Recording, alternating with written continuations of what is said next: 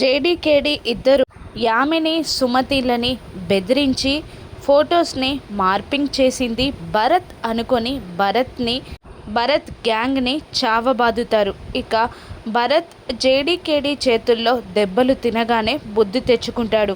జేడీకి చేతులెత్తి దండం పెడుతూ ప్లీజ్ మేడం ప్లీజ్ నన్ను వదిలేయండి, ఇక నేను మత్తు పదార్థాల జోలికి వెళ్ళను అని వేడుకుంటూ ఉండగా జేడీ కోపంగా ఏంట్రా ఆటలుగా ఉందా, అమ్మాయిల ఫోటోలు మార్పింగ్ చేసి వాళ్ళని బ్లాక్మెయిల్ చేశాక నిన్ను వదిలే ప్రసక్తి ఎలా ఉంటుందనుకుంటున్నావు, నిన్ను ఎలా వదిలిపెడతాననుకుంటున్నావు అని కోపంగా జేడీ అడగగానే భరత్ షాక్ అవుతాడు. ఏంటి మేడం ఏం ఫోటోలు, నాకు ఆ ఫోటోలకి ఏ సంబంధం లేదు, నాకు ఆ ఫొటోస్ ఏంటో కూడా తెలీదు అని భరత్ అయోమయంగా భయంగా వేడుకుంటూ ఉంటాడు జేడీని.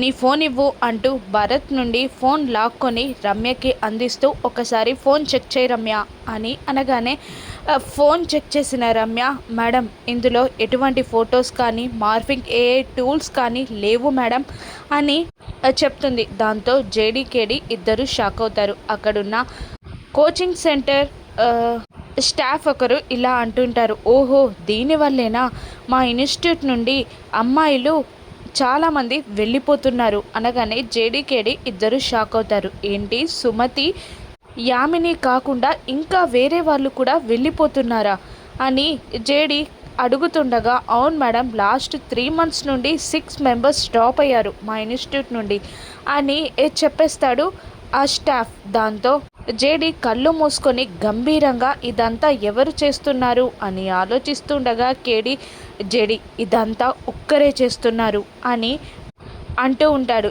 జేడీకి ఆ చేసేది ఎవరో తెలిసినట్టు ఒక్కసారిగా గంభీరంగా కళ్ళు తెరుస్తుంది. ఆ కల్పెట్ని అమ్మాయిల ఫోటోలని మార్పింగ్ చేసి వాళ్ళని ఈ బిజినెస్లోకి దించుతున్న ముఠా గ్యాంగ్ లీడర్ని జేడీ పట్టుకుంటుందా రాను ఎపిసోడ్స్లో చూద్దాం. Thank you for watching.